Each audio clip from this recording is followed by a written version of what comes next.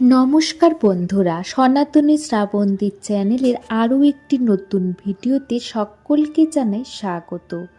আগামীকাল ছিল মহাশিবরাত্রির ব্রত, তাই আমি আর মা চলে গিয়েছিলাম আমাদের বাড়ির কাছে শিব মন্দিরে। মন্দিরটা আমাদের বাড়ি থেকে বেশি দূরে নয়, ওই 5 মিনিটের মধ্যেই চলে যাওয়া যায়। আমাদের এখানকার মন্দিরে খুবই ভিড় হয়, সবাই 4 প্রহর ধরে বাবার মাথায় জল ঢালেন।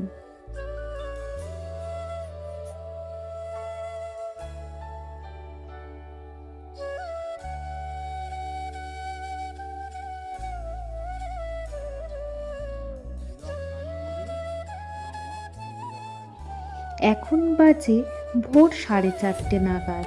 4 প্রহরে পূজা শেষ হয়ে গেছে, এখন অঞ্জলি দেওয়া হবে। এরপর হোম এবং সর্বশেষে ব্রতকথা পড়ে পূজা সম্পন্ন হবে। সবাই বলবেন নমঃ সর্বমঙ্গল মঙ্গলং বরেণ্যং বরদং শুভং নারায়ণং নমস্কৃত্য সর্ব কর্মাণি কারয়েৎ নমঃ ত্রম্বকং গজামহে সুগন্ধিং পুষ্টিবর্ধনং উর্বারুক নিব বন্দনান মৃত্যুর্মুক্ষ্য মা বেতাৎ এষ সচন্দন বিল্ল পত্রান্বিত পুষ্পাঞ্জলি নমঃ শিবায় নমো নমঃ।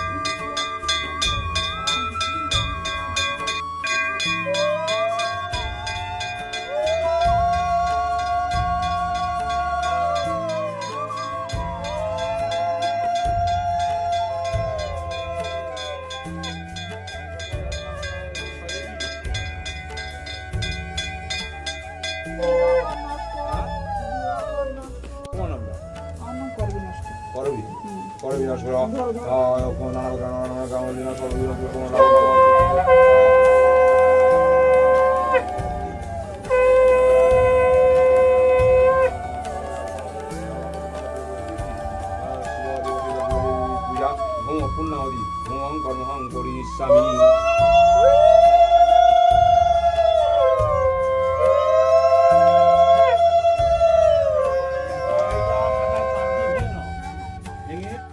সদেব পরমসু নম চতুর্বদন সদমস্তু চতুর্বেদ কুটুম্বিনে বীজানুষ্ঠেয় সৎকর্ম সাক্ষিণী ব্রহ্মণে নম নম পিঙ্গাক্ষ লোহিত বিবা ভূতাপিংচ ভূতাসন সাক্ষিত্যং পূর্ণ পাপানাং ধনঞ্জয় নমস্তুতে।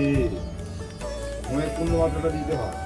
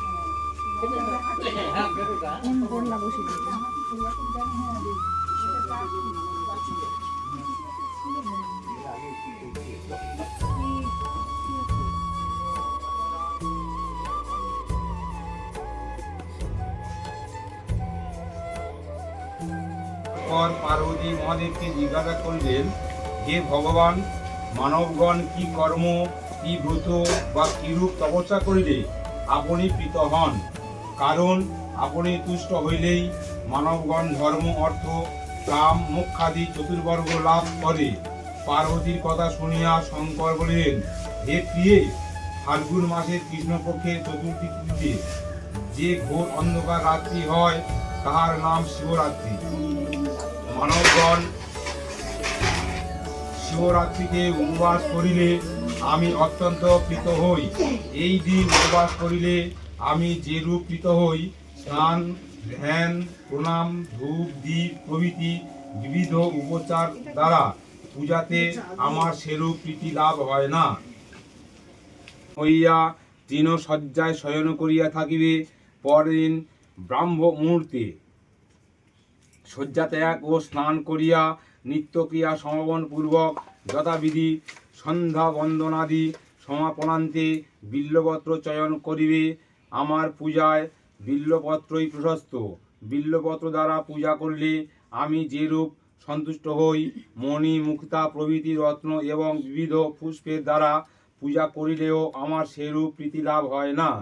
প্রথম প্রহরে দুগ্ধ দ্বারা, দ্বিতীয় প্রহরে দধি দ্বারা, তৃতীয় প্রহরে ঘৃত দ্বারা ও চতুর্থ প্রহরে মধু দ্বারা আমাকে স্নান করাইবে এবং চারি প্রহরে 4টি অর্ঘ্য দিবে। এই দিন নিত্য গীতাদির দ্বারা রাত্রি জাগরণ করিবে।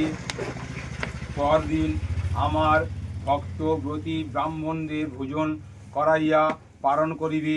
হে দেবী, এই রূপে ব্রত পালন করিলে আমার প্রীতি লাভ করিবে। দান, যজ্ঞ, তপস্যার দ্বারাও এই ব্রতের কিয়দংশ ফল লাভ করা যায় না। ব্রতের প্রভাবে গণেশ সপ্তদ্বীপা পৃথিবীর অধীশ্বর হইয়া গণপতিত্ব লাভ করিয়াছে। হে দেবী, আমি এই ব্রতের মাহাত্ম্য বর্ণনা করিতেছি, শ্রবণ করো। পূর্বকালে বারাণসী পুরীতে খড়াবাকৃতি, কৃষ্ণবর্ণ, প্রিয় স্বভাব, পিঙ্গল চক্ষু, পিঙ্গল কেশ, সর্বদা প্রাণী হিংসক এক ব্যাধ ছিল। তার গৃহ দণ্ড, রজ্জু ও অস্ত্রাদি দ্বারা পূর্ণ ছিল। একদিন সেই ব্যাধ বনে গিয়া নানা প্রকার পশু হত্যা করিয়া মাংসভার লইয়া গৃহের উদ্দেশ্যে যাত্রা করিল। কিন্তু অধিক পরিশ্রমে ক্লান্ত ব্যাধ মাংসভার বহনে কাতর হইয়া বিশ্রামের জন্য একটি বৃক্ষতলে শয়ন করিয়া নিদ্রাভিভূত হইল। এদিকে সূর্যদেব অস্তচলে গমন করায় ঘোর অন্ধকার রাত্রি উপস্থিত হইল। ব্যাধের নিদ্রাভঙ্গ হওয়াতে সে দেখিল চারিদিকে অন্ধকার, কিছুই দেখা যায় না। সে তখন অতি কষ্টে একটি বিল্ববৃক্ষের উপর উঠিয়া লতা পাতা দ্বারা মাংসভার বৃক্ষ শাখায় বন্ধন করিয়া হিংস্র জন্তুর ভয়ে নিজে বৃক্ষ শাখায় বসিয়া রহিল। রাত্রিতে শিশিরের জলে তাহার সর্বাঙ্গ ভিজিয়া গেল। ব্যাধ শীতার্ত ক্ষুধার্ত হইয়া কম্পিত কলেবরে রাত্রি জাগরণ করিয়া বৃক্ষ শাখায় বসিয়া রহিল। সেই বৃক্ষমূলে একটি শিবলিঙ্গ প্রতিষ্ঠিত ছিল। ব্যাধের গাত্রস্পর্শে একটি বিল্বপত্র ভগ্ন হইয়া শিশির বিন্দু সহ সেই লিঙ্গের উপরে পতিত হইল। তাহার ফলে আমি ব্যাধের প্রতি তুষ্ট হইলাম। তারপর রাত্রি প্রভাতে ব্যাধ বৃক্ষ হইতে নামিয়া মাংসভার স্কন্ধে লইয়া নিজ গৃহে গমন করিল। কিছুদিন পরে ব্যাধের মৃত্যুকাল উপস্থিত হইল। তখন যমদূত আসিয়া দৃঢ় পাশ দ্বারা তাহাকে বন্ধন করিতে উদ্যত হইল। সেই সময় আমার দূত তথায় উপস্থিত হইয়া যমদূতগণকে বাধা দিল। অতঃপর উভয়ের মধ্যে কলহ উপস্থিত হইল। অবশেষে আমার দূত যমদূতকে পরাস্ত করিয়া ব্যাধকে কৈলাসপুরীতে লইয়া আসিল। যমদূত দ্বারপাল নন্দীকে দেখিয়া ব্যাধের সব কুকর্মের কথা বলিয়া তাহার কারণ কি জিজ্ঞাসা করিল। সর্বজ্ঞ নন্দিকেশ্বর তখন যমদূতগণকে ব্যাধের শিবরাত্রি ব্রতের বিষয় বর্ণনা করিল।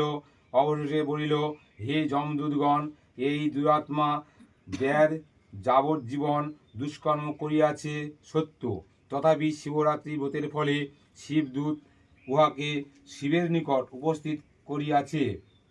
যমদূতগণ নন্দিকেশ্বরের নিকট সমস্ত শ্রবণ করিয়া বিস্মিত হইয়া নিজ স্থানে গমন করিল। হে পার্বতী, শিবরাত্রি ব্রতের মাহাত্ম্য তোমার নিকট বলিলাম। পার্বতী ইহা শ্রবণ করিয়া খুশি হইলেন এবং সকলের নিকট প্রকাশ করিলেন। দেবতা, ঋষি ও মুনিগণ পার্বতীর নিকট শিবরাত্রি ব্রতের মাহাত্ম্য শ্রবণ করিয়া পৃথিবীতে প্রচার করিলেন। এইভাবে শিবরাত্রি ব্রত প্রচলিত হইল।